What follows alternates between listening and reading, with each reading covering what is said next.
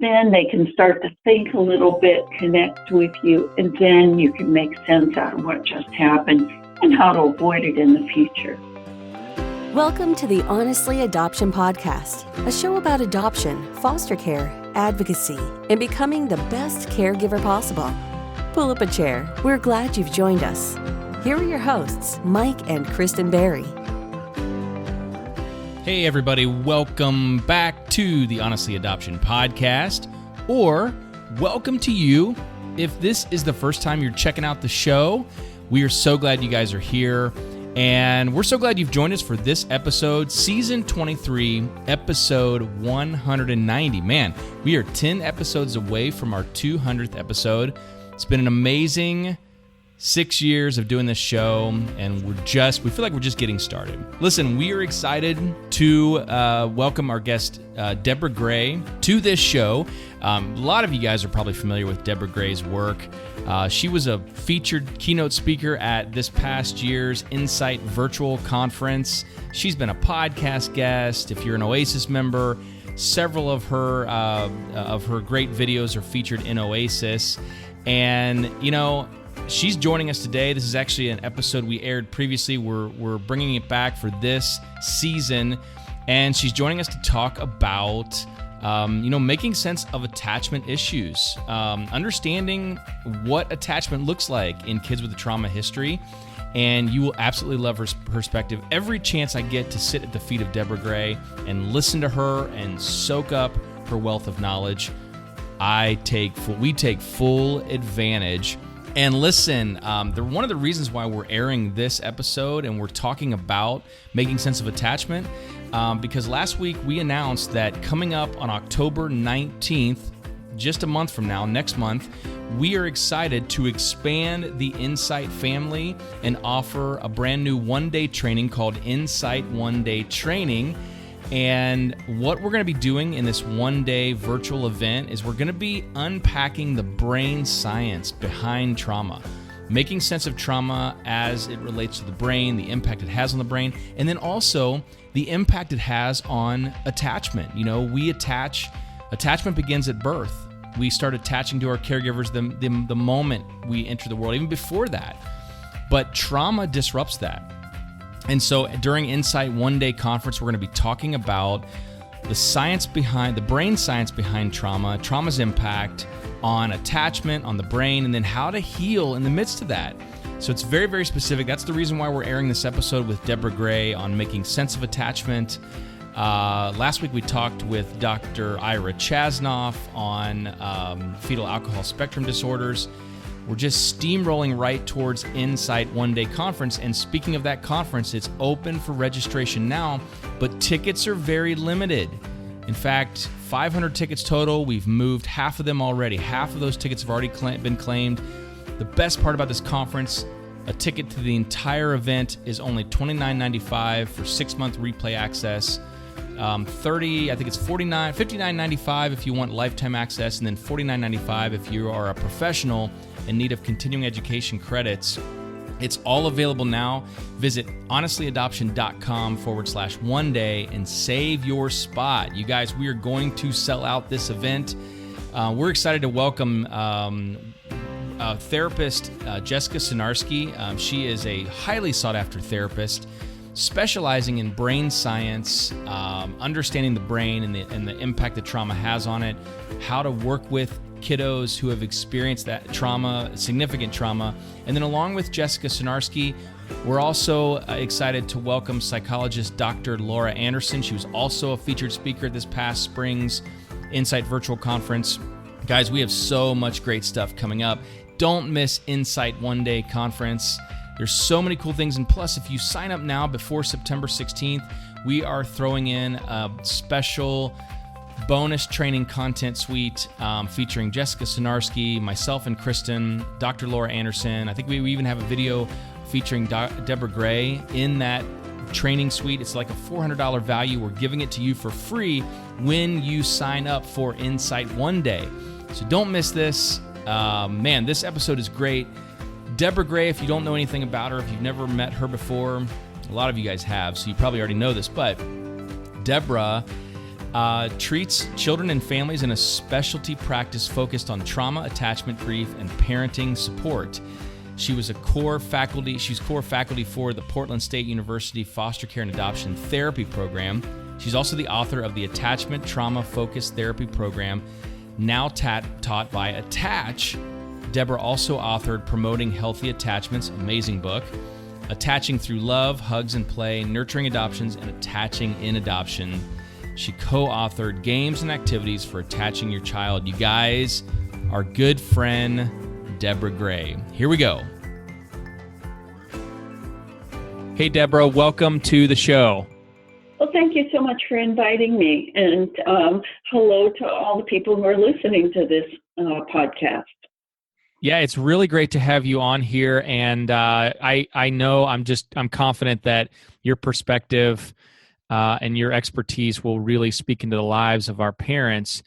There's a lot of people that read our blog and listen to our podcast that are Deborah Gray fans. I didn't know if you knew that, but they are. You have a big fan base. I don't know what to say to that. I knew you wouldn't. We love your humble spirit. So I just had to begin by saying that to see what you would say. But your humble spirit leads out. But we're really glad you're here. Very excited that you're here. Well, thank you so much. Well, I've had a privilege of being in a situation where I could specialize in having kids who have attachment trauma pasts, who are coming into their fostered adoptive homes, usually later, or maybe if they come at infancy, they're coming with prenatal exposure that includes, prenatal trauma, prenatal substance abuse. Sure. But on the part of your parents. And so, for a lot of those kids, parents are looking for some practical techniques. And I had the privilege of being able to treat children over many, many years. And one of the things that's worked well for me is to try to collect the best tips, the best strategies that I've learned from other parents and children along the way. And pass those on to parents who are on the road with their children. It's a long journey. I don't mean to stretch the metaphor, but if you know that some other people have had some successes and they can pass along some of the successful techniques, strategies that they have had, then it makes the journey so much more hopeful. You don't feel like you're forging the way. Plus the literature, the research on trauma, attachment has really expanded. And so we have a lot more information on how the brain works these days. Well, and that's why we're so excited to have you. We kind of want to start with, what are some of the common signs that kids who are dealing with attachment issues may have? So what can parents be on the lookout? I specifically noticed that you just mentioned prenatal trauma.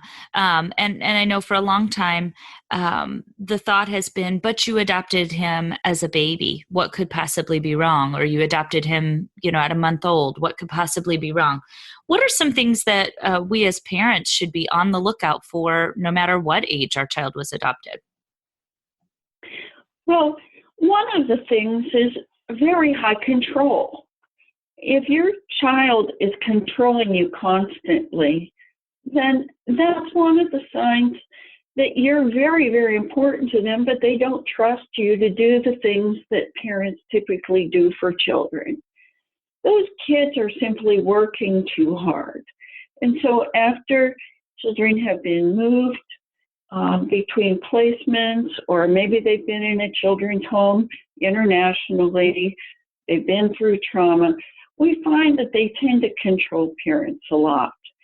And if they're not successful in controlling parents, sometimes they just fall apart, crying, not knowing what to do. I mean, obviously that's a trouble sign for you, that there are some things that need to be professionally treated in your child. If your child doesn't ever calm down with you, that's another sign. Typically when kids get upset, they get close to their parent and their parent helps them calm down. for some kids, when they get with a parent, they escalate even more.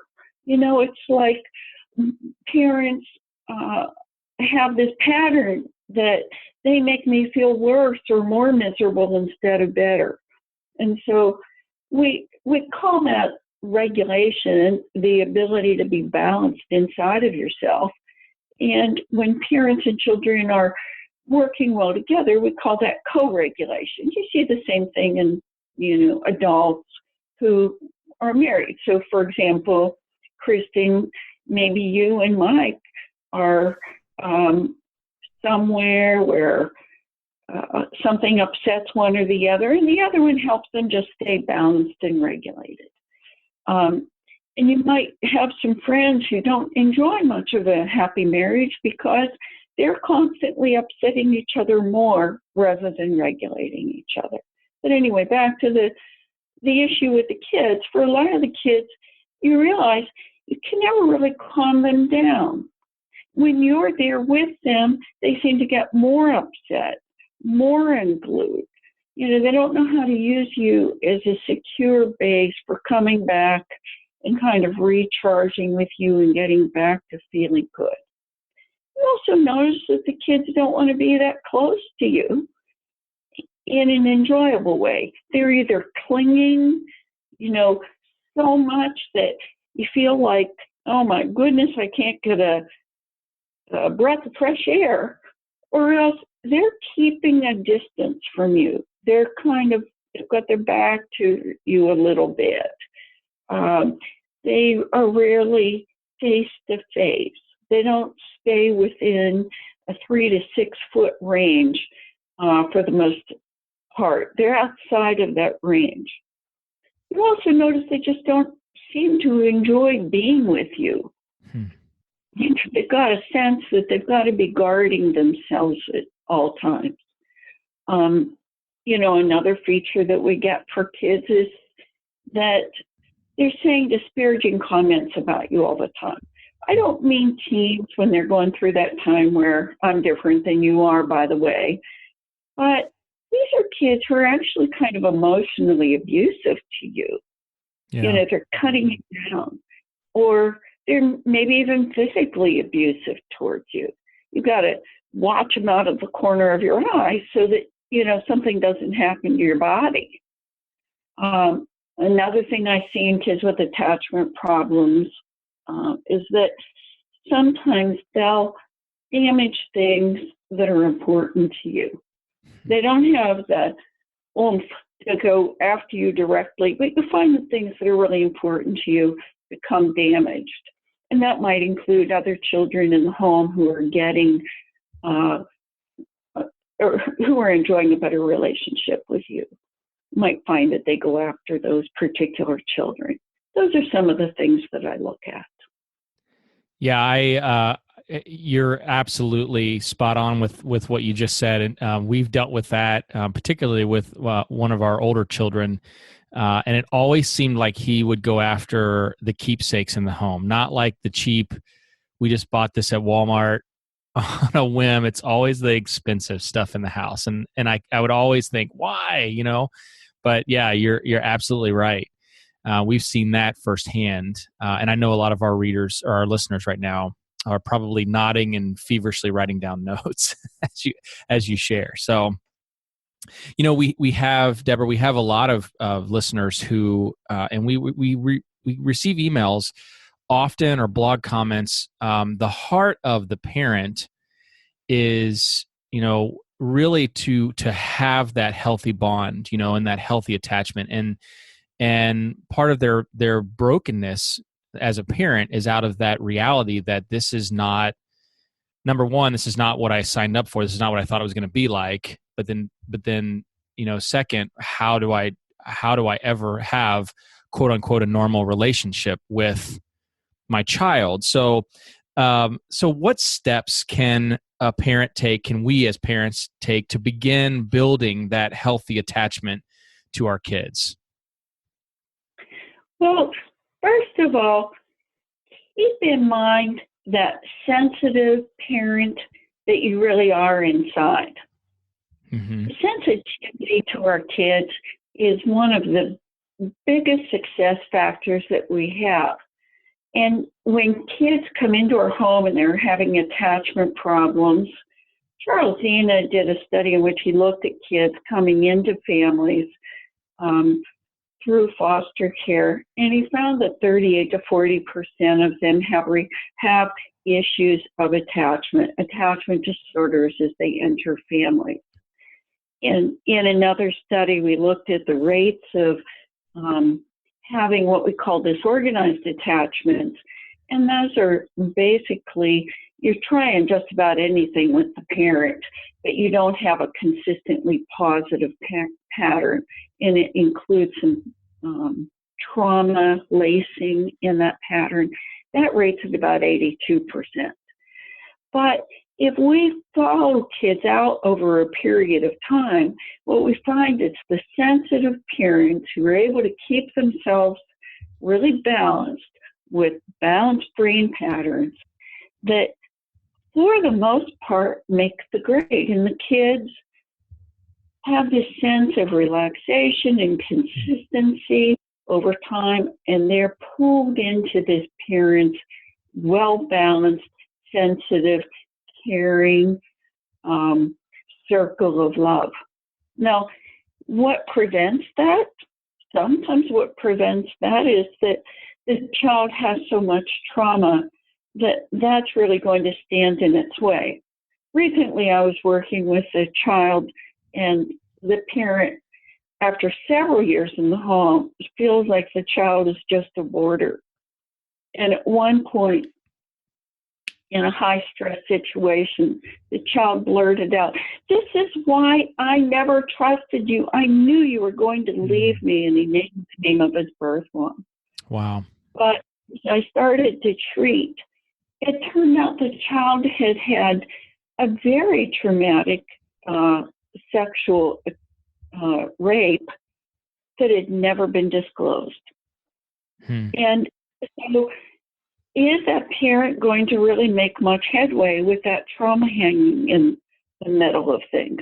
No, because their brain is on consistent alarm. And they had never gone through the grief process of leaving that birth parent. So when you're not making headway and you're staying sensitive and kind and so forth, get specific trauma treatment for your child, or get grief. Sometimes it's traumatic grief. The grief and the trauma are mingled. And the kids don't have the emotional resources to really walk that out. Adults have mental facility. Kids can't think abstractly. They get scared, they shut down. They can't really work through this stuff by themselves. So that would be one thing. Keep sensitive, but get help. Another thing is watch your stress level. In the research, we can see parents who are normally actually pretty sensitive with their kids, but if they go through high stress, they get insensitive. So make sure that you have margins of time and energy so you can get a break, bring your stress down. And don't sign up for a bunch of stuff just because the kid is doing well temporarily, or you think they're going to be better in a year. That invites disaster. And resign from a bunch of stuff that's really going to pull you away from the most important tasks that God's given you at this point in your life. If you have children who have attachment and trauma and grief issues, and you're raising such children, you're already doing double duty. And so really look carefully before you say yes to people. Give yourself a 24-hour rule. Never say yes in the moment. Say, I have to go home and think about it and pray about it. And when you get away from that, especially, in my life, I imagine talking to my husband about what I just signed up for. And that's always had kind of a concentrating effect on my mind. Sometimes even before I clear my throat and say, hey, what do you think of this? I know he's going to say, are you kidding? Right. So he said to me, if I could keep these connections, I'd open a train station. You know, it's supposed to be making all these connections with various people and being here and there. And he's kind of a witty and funny guy, but many times we're just doing so much good that we're not doing the best for ourselves or our family. Wow. Really, really watch for that. Yeah. And then another thing is have some fun in your life. Make your house a fun, playful house. A lot of kids don't even know how to play yet, you know, but when I think of all the things that have been done to kids where they have their defenses up, you know, they don't want to snuggle because maybe they're afraid of physical contact or maybe they have sensory issues. So many of the kids are not defended at all against playfulness and having fun, especially physical fun. And that helps them to, you know, when our brain is looking for what to hang on to, what's meaningful, things that are novel and high excitement are very interesting to the brain. And so that's what we send upward to the cortex. Hey, take a look at this. Something's different. And so is great for brains if you're going to have the child experience something different from you. I had a girl who wouldn't do her chores, and so I made up a little song and a little dance that had to do with the reward system. And she was singing the song to her mom, and her mom was laughing a lot. It was very playful, but it got them out of that pattern where she resisted, the mom explained, the girl resisted more, the mom explained more. You know, the girl argued, the mom argued back. The mom is like at the end of her rope. Well, that is a pattern that girl's great at. It keeps them separated, gives her full contact with the parent, gives her all the attention. It's really negative. But for kids out of neglect, more attention is better than no attention or little attention. And so that leads us to the next thing. Make sure you're giving attention in a positive way and that you're making the things that you don't want to give attention to dry as dust. You want to really make that kind of boring. You want to make things that have to do with fun and attachment and togetherness to be really enjoyable for everybody. That's where you're going to give your attention. You know, so as much as possible, that's when you act animated, you know, you move a lot, give a lot of eye contact, you know, maybe you jump around a little bit, woohoo! You exaggerate some of your voice patterns and your body. You know, that's when you give a lot of attention. Yeah, that's good. That's what you want to do. Yeah. I think one more thing, you might want to add in a little bit here. Oh, no. God, we're actually, well, I don't know what Mike is doing. I'm over here taking notes. I've taken about 3 pages, so I could listen to you all day. I do want to back up a little because you mentioned that there's a point where we need to get help. How do we do that? And I could add in only that when our kids were in the foster care system, we had very limited resources to what our Medicaid would cover. And so at first we thought, well, therapy is therapy. And so we took our kids and we said, here's what's going on and here's what they've been through. And, you know, occasionally we stumbled into somebody who sort of seemed to understand trauma. Mostly we just wasted a lot of time trucking our kids back and forth to appointments, messing up their schedules, creating more dysregulation. So for us, we've had kind of the bad experience. We've also, like I said, stumbled into some really incredible counselors that have really helped our kids. what would you recommend we do as parents when it's time, when we know we need to get some more help? Sure. First of all, if you can ask, do you specialize in trauma? That really helps. And what kind of training do you have? What kind of consultation do you have? And for a lot of the parents listening, if they're calling a community mental health center, don't get an intern. Your children are actually harmed by starting in with somebody who then turns the case over as soon as they finish their internship. What that teaches kids is you open up and the person leaves you in the middle of your trauma work. And so you want to get somebody who can do at least 30 or 40 sessions of trauma for a child who's had pretty significant trauma. So, that's and then if you have attachment issues with that or loss issues, it's going to be longer. So ask, do you have any plans to leave this agency? Do you consider yourself an expert in trauma? And if they say, well, I have some trauma classes, you're actually looking for somebody who's had some significant experience in trauma, or else they're consulting with someone with specific experience who's guiding the case. Yeah. Because you need someone who's very good. There's a difference between the kind of traumas our kids have had. Kids have had usually what we call complex trauma, that is trauma in the early years, and that shaped their developmental view of themselves and the other person, shaped their brain, and that's very different than a one-time trauma that happens to kids who have largely a pretty benign background except for that. So they might be, yes, I took classes in sex abuse trauma. Are you an expert in complex trauma?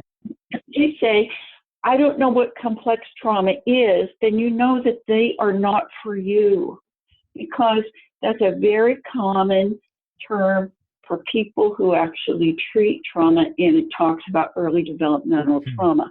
If you don't know that term, complex trauma, then don't use them. Move on to someone else. And you can say how many cases of children adopted from foster care or adopted from international orphanages have you treated in the past? What's your experience with those? The parents usually continue through the end of treatment.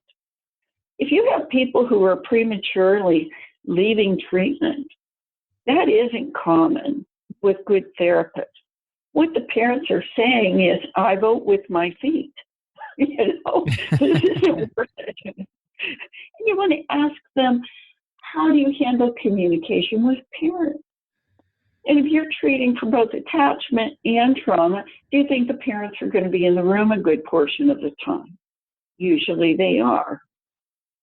Every once in a while I meet a kid who actually does better without the parents, but almost always they do better with the parents there. And so that's another thing that you can do is, are you comfortable having parents in the room? Especially when we're working on attachment. And when we're working on the trauma part, how will you communicate with me so that I can figure out what I need to work on at home? And then just for parents, I like to figure out how parents can begin to understand what the trauma triggers are for their own child. So when something weird or bad or just, happens with your child, or they become very dysregulated, begin writing down what happened just before that. Because to the extent that you know their trauma triggers, then you can avoid those, or you can get in very quickly and talk to them. Listen, buddy, I know that this is something that really bothers you. So come on in, get close to me. Let's settle you down, and in a little bit we'll talk about it. For example, I had a kid who was playing at a playground. It's one of the kids I work with. And the dad said to me, his pupils changed size, and he acted like he just wasn't with it. So got him home, sat down with him, and then he mentioned he thought he saw the woman who abused him. And so, that's the kind of thing where dad is looking very carefully what's going on with my child. Now, notice that's a very savvy way of discussing that with their child. They didn't say, and for no reason at all, suddenly my child wouldn't do a thing I said, wouldn't answer, one is playful. The other is, why are you messing up my day? And they go back to the very first thing we said, parents need to see that. Yeah. Sensitive, caring parent. And when you're multitasking, haven't all of us blown it at one time or another? Yeah. You're like, oh dear. If only I had known, I sure would have handled that in a much more sensitive, kind, attuned way. I had no idea. Yeah. And everybody's blown it, but then instead of falling on your own sword there with guilt and recrimination, it's better to think, well, I've learned from this. If something's out of the ordinary, I'm just going to say, I don't understand what's happening with you right now, but let's get home and we'll take a few minutes, see if we can figure it out together. It's okay to think aloud. Yeah. Yeah. This isn't making sense to me. I can tell you're having a hard time. I really don't know why. But we'll get home and try to figure it out together. I'll do my best. Do your best to work with me. Now, notice how you just sidestepped a big explosion. Yeah. Yeah. Even if the child's in the midst of the explosion, you're not trying to discipline in the middle of a trauma trigger or a trauma reaction. You're just trying to get them to safety so that then they can start to think a little bit, connect with you, and then you can make sense out of what just happened and how to avoid it in the future. I mean, you can always give them a consequence later. Sure. But you don't even what you're consequencing at that point. So that's futile. Yes. In the middle of a tantrum, in the middle of a battle. I mean, that was one of our biggest. I think one of our biggest mistakes early on this journey was, and I think we probably reverted back to traditional parenting methods like we were parented, but we know a lot of people, and then ourselves, that just never, it just escalates right in the middle of it. So I couldn't agree with you more. I'm also over here feverishly writing notes. So yeah, that's gold. That's gold for sure.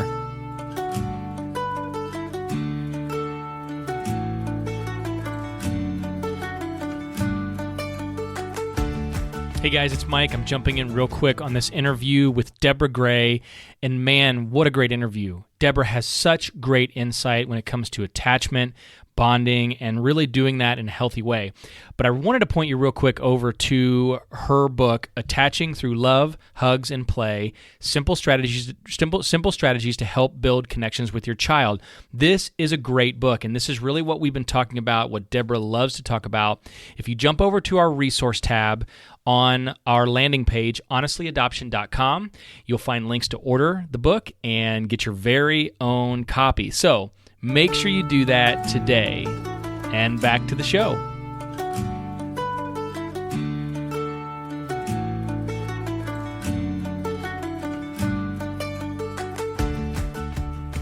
So let me ask you this as I'm listening to you, and again, we could ask you questions until sundown tonight. Seriously, you're touching on an area that is very sensitive for us because we're in the middle of this, and a lot of our listeners are as well. Let me ask you this, and just kind of adding in another component to this.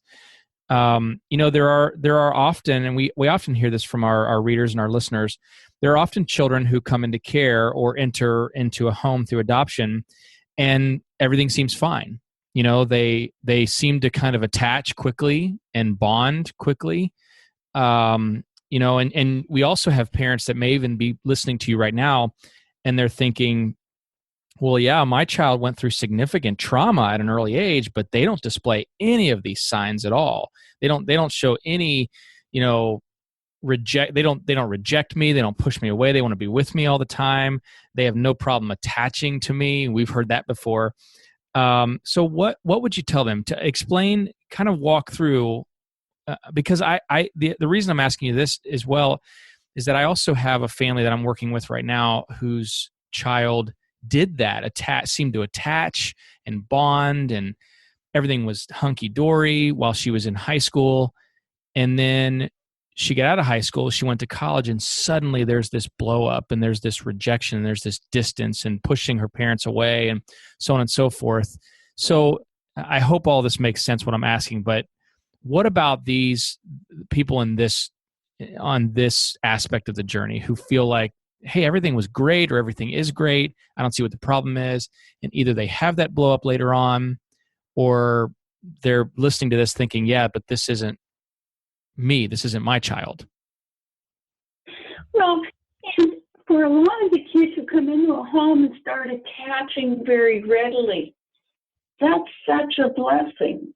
Yeah. There's no way you want to be negative about that. But if you have significant trauma in your past, then that is also in the personality, and there are perceptions, and there's neural wiring around that will require some attention. So use the attachment that you have with the child to lend them some energy and comfort and resources. They can work through that before they have to be out on their own. I was thinking of a child I was working with. She looked really great. I met with parents early on, helped them with some attachment techniques for another child in their family, and showed them how to do some of those more physical things, with their little one. In the Attaching with Adoption book, I have like stage by stage what things you can do with your child to form attachment. So, so for readers, you don't have to go out and buy that book. A lot of libraries have it though. And it's got all these techniques that you can use to build attachment. Yeah. And they used those as child, but they didn't stop there.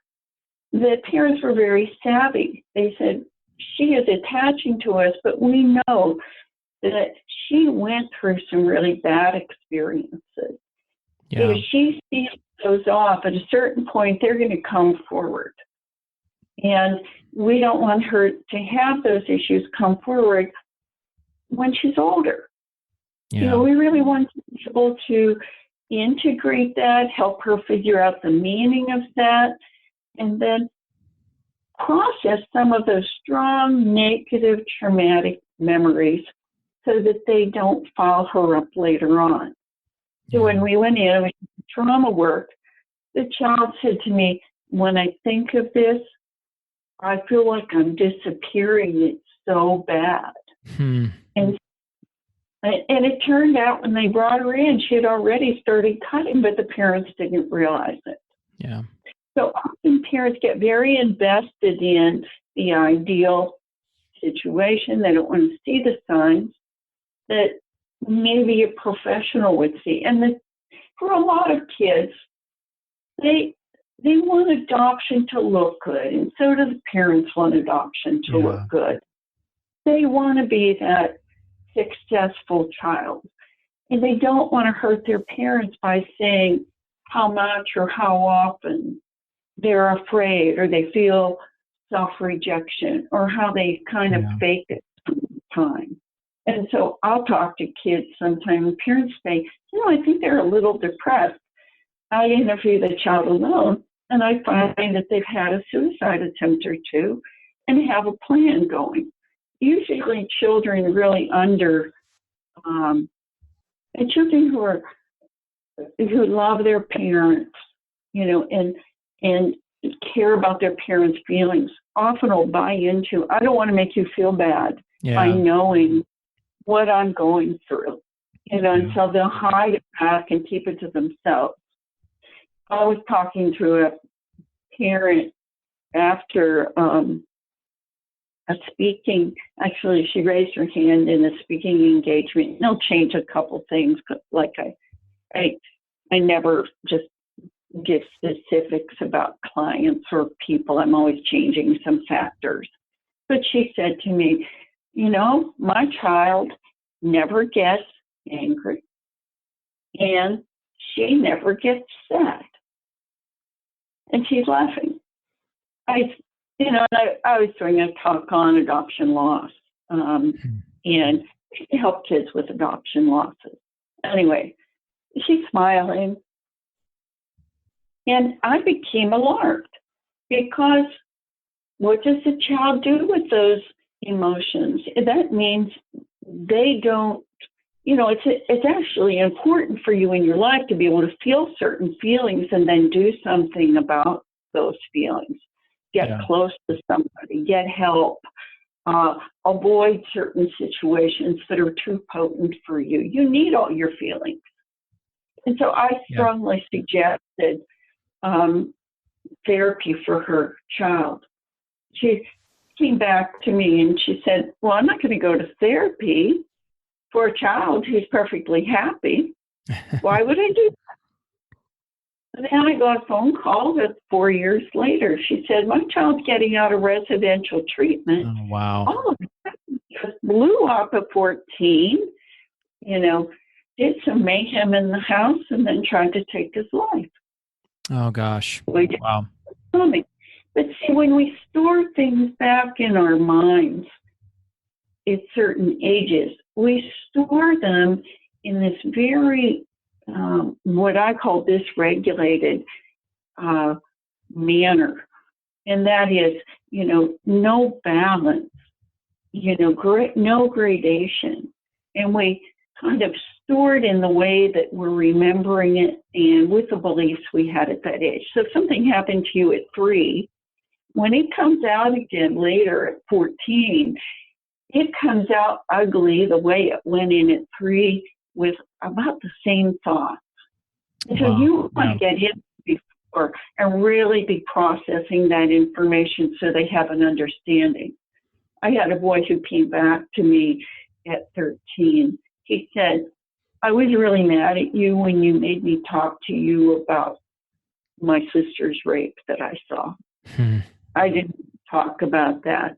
Well, as a matter of fact, we had to work on it because he was doing some sexual acting out. We couldn't wait. But he said, I faced that. I understood it. And then when I was 13 and they talked about that in my health class, I understood it. And it wasn't bad. And you told me the truth. And what he was describing is I now have a sense of resiliency and I don't have to avoid all these issues. Yeah. Which is very different than some kid then who gets sick, goes home, isn't able to go to school for the next week, and the parents can't figure out what in the world's going on. Or the child who previously never smoked dope and goes to somebody who is a known dope smoker and says, hey, I want to see you after school. Yeah. I can't feel these feelings. This is too much.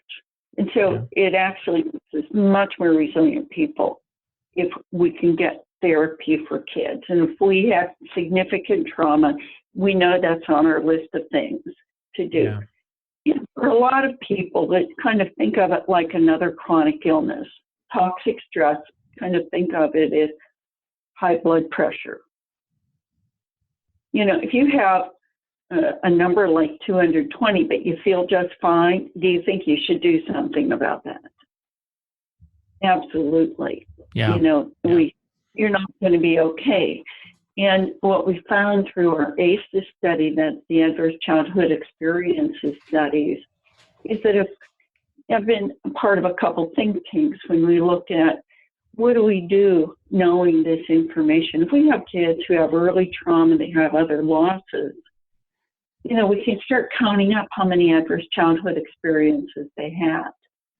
Yeah. And with the higher numbers or very significant traumas, we find that the kids are at tremendous risk for not just bad outcomes as far as decision making, but for really bad health problems. It's really hard on our systems to be carrying that stuff around. And therapy for trauma with a trained trauma therapist is very helpful. Yeah. Yeah, because I'm sorry, go ahead. No, go ahead. Oh, I was just going to say, as I'm listening to you, I'm thinking, because we as human beings in general, having gone through significant trauma in the past or not, I don't think we're designed to hold things in. We're just not. I mean, we're given the ability to communicate and to share. But then I think when you add that layer of trauma that our kiddos have gone through, it just becomes to pin it up inside and to not give them an outlet to process, even if they don't want to at the time. I think it just they become a ticking time bomb. And some of the messages we get or the questions we get about children who had grown up, seemingly fine, and then all of a sudden are, have gone off the rails. It makes sense. All of this spinning inside of them, like you were just saying, all of these things they've gone through are just boiling until they finally boil over, and they don't know what to do with it. I don't think they know what to do with some of those thoughts that are constantly embedded in their mind, constantly replaying. So, a lot of the time we wall those thoughts up. We distract ourselves. Yeah. And when we're little kids, we can avoid a lot of situations because childhood is buffered. But as we get older, we can't step out so easily. It's really obvious if we step out in high school, and we're suddenly not there on the job, in our marriages, and especially with, when we're having kids ourselves. Sure. Some of that stuff comes back because, we just can't avoid it. So, I think we're in concert there. Yeah, absolutely. This has been so much great advice. Like I said, my grandson is trying to make his debut right now, if you can hear him. He does not like that we're not paying attention to him. All right, I'm going to let Mike take the last question. So as you can see, Deborah, we are a true foster care adoption podcast, and we are not a business refined show. We have all kinds of crazy stuff that happen on this show. I think a couple of sessions ago we had this clicking noise that kept going on and nobody knew what it was. We thought, well, I guess it's just like in the internet somewhere. And later on we realized, we forgot to turn the washing machine off in the back room close to where Kristen's recording. And so there's this clicking noise throughout the whole show. So yeah, go ahead. Fine. I work with families all the time. There's just a lot of this going around. Yeah, it's funny because our team will get together and we're planning all of these shows that are coming up, these episodes, and we're like, it's going to be like this, and then we're going to do this, and there's always something crazy that happens in the middle of the show, and we always get a kick out of it because we're like, obviously, because the foster care adoption journey is crazy. So of course, a podcast on foster care adoption and special needs parenting has to have a little crazy in it, right? So we love it so much. We even leave it in there. We'll leave it in the show. I love it. Well, let me ask you one more question because this has been great. As Kristen was about to say, or she did say, this has been a great interview, and I know listeners right now are loving this and loving your advice and your perspective as always. but let me ask you this, because we always like to leave, people with encouragement or hope, even if we're real and we're honest and we're open and we talk about the hardships that we go through as parents and all of that honestly, but then we also want to leave them with hope. That's our biggest goal. So what encouragement or hope would you give to the parent out there right now who's listening, who just feels hopeless in this? Maybe they're looking at their child and they love her deeply, but they've been trying for years and years and years to form that bond, that attachment, and it just seems like they're hitting a brick wall. Or the parent that's kind of in a last ditch effort reached out to this show or listened to this episode and thought, okay, I just need some hope in all of this. So what hope would you give to that person listening right now? Well, in many cases, we have to try longer than we ever thought that we would have to. Yeah. And so, number of kids, there are things that I'm thinking, oh my goodness, it's not working. But I try a couple more times and then it starts working. Yeah. But for some of the parents, they're not operating with full information. So if you've been trying the same thing for several years and it's not working, I'd go for more answers. Sometimes we have to include neuropsychologists on the team. What's going on with this child's brain? I have some parents who really haven't factored in ADHD and any treatment for ADHD. Yeah. I have some children who are traumatized, and it so affects their attachment that it's going to take some medication to really help them to calm down to the extent that we can get trauma work done and attachment ongoing. And don't be afraid of all these helps. If a child's biochemistry has been altered by trauma or prenatal exposure to substance, or, some of the kids have been around domestic violence prenatally as well. That's very common. For some of those kids, we're going to need medication for them to be able to do well. If you're hopeless, reach out and get somebody else to think about this child with you so that you can try. I like Diane Nalbin's phrase. She says, try differently, not harder. And I love that. And get somebody else to take a look at your life who has their head on straight. Yes. It's like, can you think of something I'm doing that's causing me to have this very significant problem?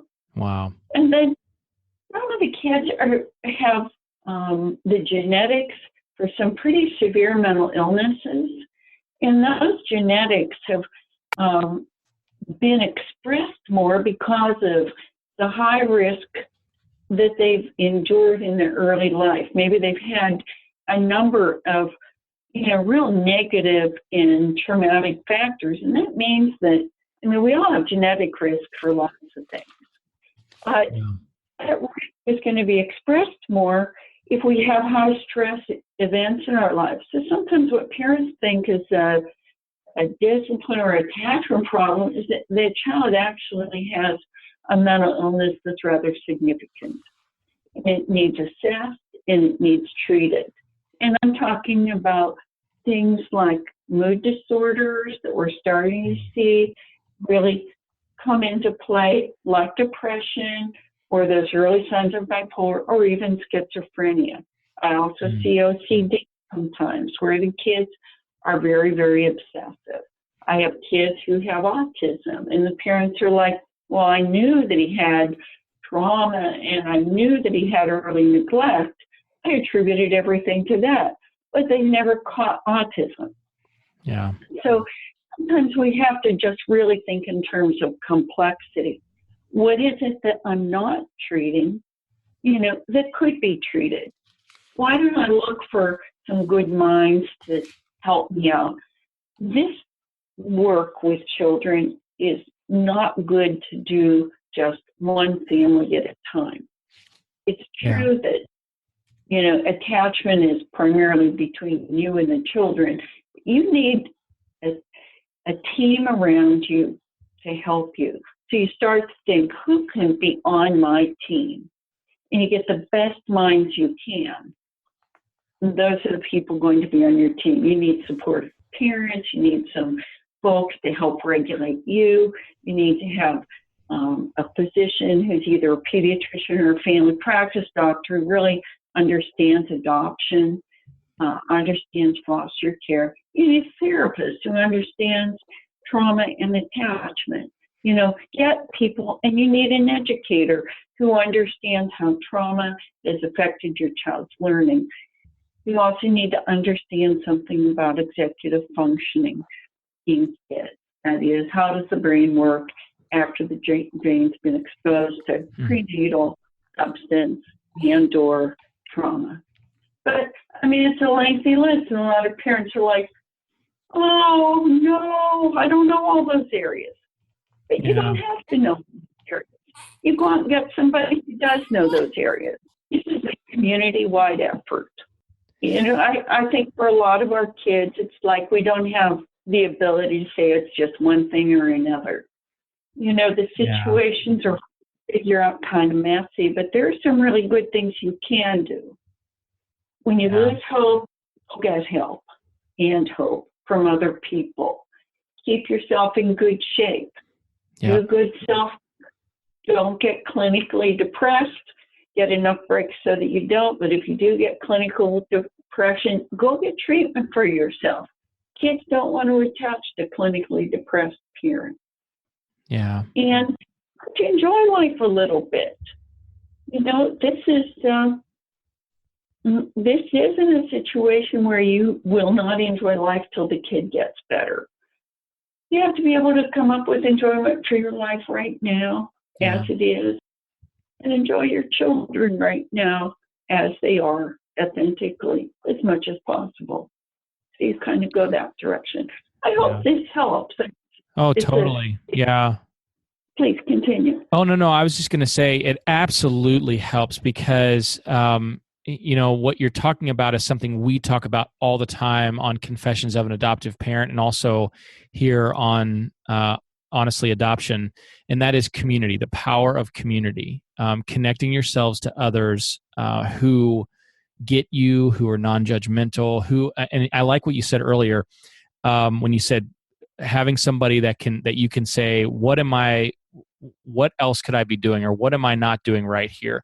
One of the way that we phrase that is we refer to that as people who point, and that is people who can point you, who can look at who can survey what's going on in your life and point you towards a healthier direction and say, this is a better way to go or a better way to think about that. Kristen and I have surrounded ourselves with people like that, and we're like that for them as well. So the power of community is huge, and it's the very reason why we launched Oasis Community, which is our support and resource site for foster and adoptive parents. You're not supposed to do this on your own. You're not supposed to do this, by yourself. There are others on the journey. So I love it. I think it's hugely helpful. Well, thank you so much, Mike, because I think you're just instrumental in so many ways in helping parents to leave the whole guilt and shame territory that doesn't help anybody. Right. And move on to a more hopeful path with, respect for your kids, respect for yourselves, and a belief that God is with you and walking with you on this journey, because God relates to us personally, but also as a community. We're not meant to do things by ourselves. Yeah, absolutely. Well, listen, thank you so much for being on the show, for being a part. I'm not sure if Kristen's back or not. I'm back. Oh, she is back. Deborah, thank you so much. We really appreciate it. And boy, we could talk to you all day. Thank you for giving us your time. It was a pleasure today. God bless you both in your ministry, and just hope you continue to prosper. Take care now. Absolutely. Thank you. Okay. Bye-bye.